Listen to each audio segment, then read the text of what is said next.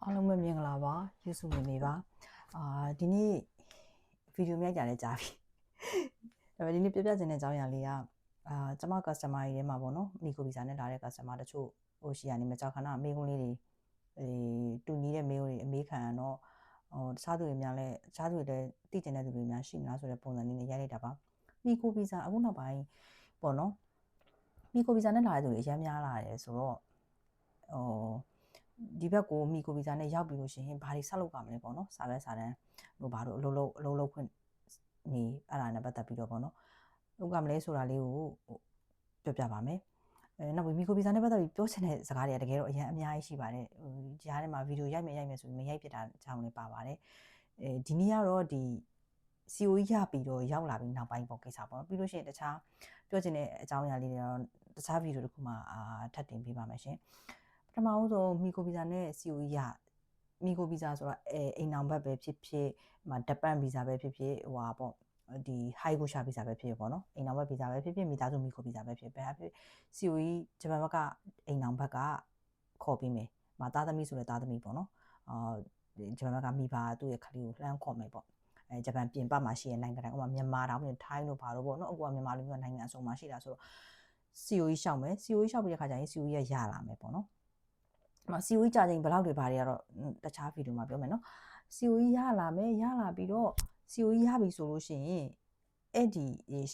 COE လျှောက်ထားသူရဲ့သူနေတဲ့နိုင်ငံပေါ့နော်မြန်မာလျှောက်တယ်ဆိုမြန်မာမှာရှိတဲ့ဂျပန်တန်ယုံမှာတန်ယုံဝင်ရမယ်ပေါ့နော်ဒီအထိတော့လူတိုင်းသိမှာပါထိုင်းမှာနေတဲ့သူဆိုတော့ထိုင်းမှာရှိတဲ့ဂျပန်တန်ယုံမှာဗီဇာဝင်ပြီးလို့ရှိရင် passport မှာ sticker ကပ်ပေးမယ်လေCOE ကတစ်နှစ်ဗီဇာရတယ်ဆိုရင် passport မှာလည်းတစ်နှစ်ဗီဇာ sticker ကပ်ပေးမယ်ဆိုလို့ရှိရင် passport မှာ sticker ကပ်ပြီးပြီဆိုလို့ရှိရင်အဲ့ဒီလူကလာလို့ရပြီပေါ့နော်sticker ကပ်ပြီးပြီဆို3လအတွင်းဂျပန်ပြည်ထဲကိုဝင်ရမယ်ပေါ့နော်3လကျော်သွားလို့ရှိရင် COE ကexpire ဖြစ်သွားပြီဆိုလို့ရှိရင်expire ရမဟုတ်ဒီ visa expire ဖြစ်သွားတာပေါ့နော်အဲ့အတွက်3လအတွင်းတော့ဝင်ပေးရမယ်ပေါ့နော်အဲ့ဒါတစ်ချက်ကဲ3လအတွင်းဝင်လာပြီးရောက်လာမယ်ရောက်လာပြီလို့ရှိရင်အိမ်အောင်ဘက်ဗီဇာတွေပေါ့နော်ကလေးကတော့တော်တော်များများကလေးတွေကတော့ចောင်းတက်တာတွေပဲလောက်တာဖြစ်တဲ့အတွက်ဒီဟိုဟာတအားကြီးမရှုပ်ပေမဲ့အိမ်အောင်ဘက်တွေကြောင့်ရှင်ရောက်လာရင်ပထမဆုံးဘာလုပ်ကြမလဲဆိုတော့တော်တော်များများကလေရင်ကွင်းမှာရှိတယ်လာဝကမှာအခုကကြတော့ဇိုင်းလူကထုတ်ပြီးတယ်လေဒါပေမဲ့အဲ့စနစ်ကလည်းပြောင်းတော့မှာပေါ့နော်အခုအထီကတော့လေရင်ကွင်းမှာဇိုင်းလူကတခါတည်းထုတ်ပြီးတယ်ဇိုင်းလူကဆိုတာကပ်ပြပေါ့နော်ဂျပန်ရဲ့ ID ကပ်ပေါ့ဇိုင်းလူကရလို့ရှိရင်အလုံးလုံးကြောင်ထောက်ခံအလုံးလုံးခွင့်တုံးပေါ့နော်အလုံးလုံးခွင့်တုံးဆိုဒီဇိုင်းလူကနောက်ကျောမှာအလုံးလုံးခွင့်တုံး28နာရီပေါ့အိမ်အောင်ဘက်ဗီဇာဆို28နာရီပေါ့နော်ဒီဂျပန်ဗီဇာသမားဆို28နာရီဒီဂျပန်လူမျိုးဒါမှမဟုတ်ချင်းဂျပန် PR နဲ့လက်ထပ်ထားတဲ့အိမ်အောင်ဘက်တွေကကြတော့အချိန်ပြေပေါ့နော်သူတို့ကတော့အဲ့ဒါတွေမရှိဘူးပေါ့နော်တခါတည်းရမယ်လို့ထင်ကြတယ်ပေါ့နော်တော်တော်များများလေတခါတည်းတုံးရမှာလားဆိုတာကဒီမှာကျွန်မသိတဲ့လောက်ကတော့အလုံးလုံးခွင့်အလုံးလုံးခွင့်ကအဲ့ဒီလေစိတ်မှာမရပါဘူးចောင်းသားတွေចောင်းသူတွေပဲရတာပါဆိုရင်ဘာလို့လောက်ကဆိုအရင်ဆုံးဝင်လိုက်မယ်ဒီဂျပန်ပြည်နယ်လာဝကကိုရောက်မယ်ဇိုင်းလူကရမယ်ရပြီးဆိုတာနဲ့ဒါကိုရဲ့အိမ်နောက်ဘက်တူနေမဲ့အိမ်ပေါ့နော်သူတို့ရဲ့ရှိတဲ့မြို့ပေါ့မြို့နယ်ရုံဒါမှမဟုတ်ရက်ွက်ရုံပေါ့ဟိုတွားပြီးတော့ဂျူးမင်းထိုးတော့ကိုပေါ့နော်ပြောလို့ရှိရင်တော့ဟိုတကောင်စင်းသွားထည့်တာပေါ့ဗမာလို့ဆိုတော့တကောင်စင်းသွားထည့်ရမယ်ပေါ့နော်တကောင်စင်းသွားထည့်တော့မှသူ့ရဲ့ကတ်မှာသူဒီလူကမောင်ဘသူမတ်ဘသူကဒီမှာနေပါတယ်ဆိုတော့ဒီလိပ်စာမှာနေပါတယ်ဆိုတဲ့ဟာကို register လုပ်ပြီးသားဖြစ်သွားမယ်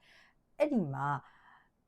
အရင်ဆုံးအဲ့ဒါလုပ်ကြမယ်ပေါ့နော်သွားထည့်လို့ရှိရင်ကိုနေတဲ့ရက်ွက်ရုံမှာပေါ့နော်တော်တော်များများကဒီကျမကြီးအာမခံနဲ့ပင်စင်ကလာပြီလေကျမကြီးအာမခံကလည်းမဖြစ်မနေဝင်ရတယ်ပေါ့နော်ပင်စင်ကလည်းလောလောဆယ်တော့ဝင်ရမယ်ပြီးတော့မှကိုပေါ့ကိုဒါရှောက်တာကြီးဗါတွေခဏလုံငင်းကိုရှောက်တာပဲဒါနောက်ပိုင်းကိစ္စအရင်ဆုံးဝင်ရမယ်ဆိုတော့အဲ့ဒီဟာတွေလောက်ကြမယ်ပေါ့နော်ဒီမှာနောက်တစ်ခုကပြောချင်တာကအိမ်နောင်ဘက်ကသူ့ရဲ့ကုမ္ပဏီပုံမှန်ဆိုလို့ရှိရင်ဖူရောဆိုတာမိခိုဖြစ်တဲ့အတွက်သူ့ရဲ့ဂျပန်မှာရှိတဲ့ main visa ကင်ထားတဲ့သူရဲ့ကုမ္ပဏီမှာဖူရောဝင်လို့ရတယ်ပေါ့နော်ဆိုပေမဲ့အဲ့ဒါကနောက်ပိုင်းလောက်ကြတဲ့ဟာဖြစ်တဲ့အတွက်လောလောဆယ်တော့မြို့နယ်ရုံးမှာသွားပြီးတော့ဒီကိုယ့်ရဲ့ဟိုပါပေါ့ဂျူးမင်းထိုးလို့ကိုသွားလုပ်လိုက်လို့ရှိရင်ပထမအောင်ဆုံးတော့သူတို့ရဲ့ခိုကူမင်းဟိုကန်ဖြစ်တဲ့ကျမ်းမာရေးကျမ်းမာရေးအမခံနဲ့အဲဒီခိုကူမင်းနန်ကင်ဖြစ်တဲ့ပင်စင်ကတော့တခါတည်းအော်တိုဝင်ပြီးသားပေါ့နော်သူတို့ဝင်ခိုင်းတယ်ပေါ့ ဒီမှာ register လုပ်ပြရတယ်ဟိုသွားဒီသွားဆိုတော့တခါလေးညွှန်းနေကွာအဲ့ဒါသွားလုပ်ပေါ့နော်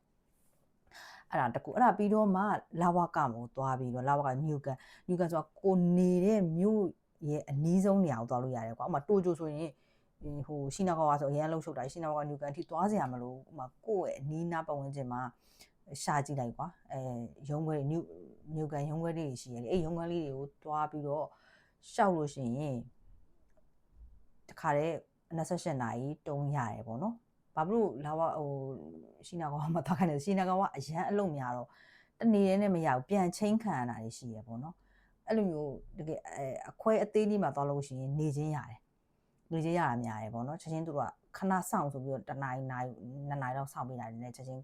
ကပ်မှာတုံးထူပေးလိုက်တော့တခါလေးပြီးတော့အဲ့ဒါဆိုတော့အလုံးစလုံးလို့ရပြီအဲ့ကနေစပြီးတော့အဲ့တုံးမရှိမချင်းလုံးလို့မရဘူးပေါ့နော်အဲ့ဒါပြီးတော့ခုနကကျမ်းမာရေးအာမခံတဲ့ပင်စင်ကဘယ်လိုဖြစ်လဲဆိုတော့အကောင်းဆုံးကတော့သူ့ကိုခေါ်ထားပြီးအိမ်နောင်ဘက်ကကုမ္ပဏီအောက်မှာမိခိုဖူရောဝင်တာအကောင်းဆုံးပဲဒါပေမဲ့အခုနောက်ပိုင်းကတချို့တွေကြတော့ကုမ္ပဏီဟိုမပြောချင်တာတို့ဘာလို့ရှိတယ်ပေါ့နော်တကယ်တော့ဘာမှတော့မဖြစ်ဘူးကွာအဲ့ဒါကြီးကလေပြောလဲဘာမှတော့မဖြစ်ဘူးဒါပေမဲ့ဟိုမြန်မာလူမျိုးတွေကအားနာတတ်တာလားဘယ်လိုလဲတော့မသိဘူးပေါ့နော်ကျွန်မလည်းအခုနောက်ပိုင်းမှာကြုံရတာမပြောချင်ဘူးကုမ္ပဏီကလူတွေနဲ့လည်းစကားတွေမပြောချင်ဘူးအများကြီးအဲ့လိုမျိုးတွေရှိရလေအဲ့မျိုးဆိုလို့ရှိရင်တော့အဲ့လိုမျိုးမပြောချင်ဘူးမဝင်ဘူးပေါ့နော်ဒီမိမိစာကိုင်းထားတဲ့အိမ်အောင်ဘက်ရဲ့ကုမ္ပဏီအောက်မှာဖူရောမဝင်ဘူးဆိုလို့ရှိရင်တော့ကိုယ့်ဘာကိုအဲ့ရက်ွက်ရုံကပေးတဲ့ခုကူမင်းဟိုကန်နဲ့ခုကူမင်းနန်းခင်းကိုဆောင်းရမယ်ပေါ့နော်ကျမ်းမာရေးအာမခံတော့မဖြစ်မနေဝင်ရပါမယ်ဆောင်းရပါမယ်ဒါပေမဲ့ပင်စင်ဖြစ်တဲ့ခုကူမင်းနန်းခင်းကတော့ဟိုလောလောဆယ်ကိုအလုံးမရှိသေးဘူးဆိုလို့ရှိရင်ဘေရောက်လာတယ်တလာခွဲလောက်နေလို့ရှိရင်အဲ့ကြလို့ရှိရင်ကိုကလောလောဆယ်အလုံးမရှိသေးဘူးဝင်မရှိသေးလို့ပါဆိုပြီးတော့ဟိုတွားပြီးတော့မန်းကြော်ပေါ့နော်တွားပြီးတော့လူငင်းခွေရှောက်ထိုင်တော့ရှောက်လို့ရတယ်ပေါ့နော်ဒါပေမဲ့တောက်လျှောက်မဆောင်မဲမနေတာမျိုးကတော့မကောင်းပေါ့နော်အဲ့ပြီးကိုကလည်းအလုံးတီတီငင်ငင်ရှိလာပြီးကိုမှလည်းတပတ်ကို28နိုင်အပြည့်လုံးအလုံးမျိုးလည်းရှိလာပြီးဆိုလို့ရှိရင်တော့အခုနောက်ပိုင်းဂျပန်ရဲ့ဒီဟိုဟာရဥပဒေရတော့နိုင်20ပေါ့နော်တပတ်ကိုနိုင်20အထက်အလုံးတဲ့သူကရှာကိုက်ဟိုကန်ဆိုတာဒီလူမှုဖူလုံးရေးပင်စင်တို့ကျမ်းမာရေးအာမခံတို့ဒီအလုံးလက်မဲ့အာမခံတို့အဲ့ဒါကြီးအကုန်ဝင်ရတာကွာအော်တိုကိုအလုံးမဲ့နေရာမှာအော်တိုဝင်ရတာဖြစ်တော့တဲ့ကိုကအလုံးတိတိကျကျရှိသွားပြီး28နိုင်လည်းအပြည့်လောက်ခွင့်ရှိသွားပြီပေါ့နော်နိုင်20အထက်လည်းလောက်ခွင့်ရှိသွားပြီဆိုတော့ကိုယ့်ရဲ့အလုပ်ကနေတစ်စင်ပဲကိုယ့်ဘာကိုဝင်လိုက်တော့ပေါ့နော်အဲ့ဒါဆိုတော့ကိုယ့်ရဲ့အိမ်နောက်ဘက်ရဲ့ကုမ္ပဏီတွေလည်းကိုယ်နဲ့ကပတ်သက်စရာမလိုတော့ဘူးပေါ့နော်အဲ့လိုမျိုးပါအဲ့ဒါမဖြစ်မနေလို့ကအားကြောင့်မလို့လာဝအရင်ဆုံးဂျပန်ပြည်ထဲကိုဝင်လို့ရှိရင်လေစိမ့်မှာဇိုင်းလူကရမယ်ပြီးလို့ရှိရင်ကိုနေတဲ့မြို့နယ်ရုံးမှာသွားပြီးတော့ကိုက register လုပ်ကြမယ်ပေါ့နော်ကိုရဲ့ Jumin တို့ကိုဖြစ်တဲ့ကိုရဲ့လိပ်စာကို register လုပ်ကြမယ်မောင်ဘသူကဒီမှာနေပါတယ်ဆိုတော့အဲ့ဒါပြီးလို့ရှိရင်ဒီကျမ်းမာရေးအာမခံတဲ့ပင်စင်ခွန်ကိုနဲ့ပတ်သက်တာလုပ်ကြမယ်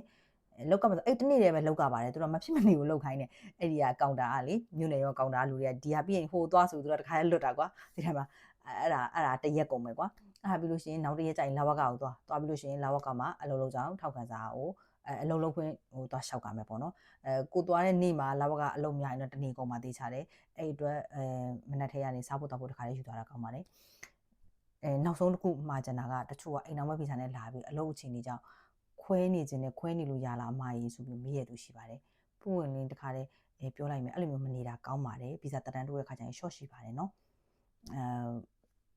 ခွဲနေရဆိုတော့အနီးပတ်ဝန်းကျင်မှာကွာနေချင်းပြန်လို့ရတယ်တပတ်တစ်ခါတော့ပြန်လာလို့ရတဲ့နေရာမျိုးမှာကိုအလုပ်သွားလုပ်နေရဆိုတော့ရုပ်တိရှိရဆိုပေမဲ့တယောက်ကတူတူမှနေပြီးတယောက်ကဟိုကိုင်းတို့မှနေတာမျိုးကြတော့သိရမလားအရင်ရုပ်တိမရှိပါဘူးအဲ့ဒါဆိုရင်လာဝကဘယ်လိုတန်ရဖြစ်နိုင်လဲဆိုတော့ညီတို့တွေကအချင်းတွေများမဟုတ်ဘူးအတူရောင်လားဆိုပြီးတန်ရဖြစ်နိုင်တာမျိုးလေးရှိပါတယ်လောလောဆယ်တော့ဒါလေးပဲပြောအောင်မယ်နော်ကျွန်မဗီဒီယို7မိနစ်ပဲရိုက်တာဖြစ်တဲ့အတွက်ကျေးဇူးပါ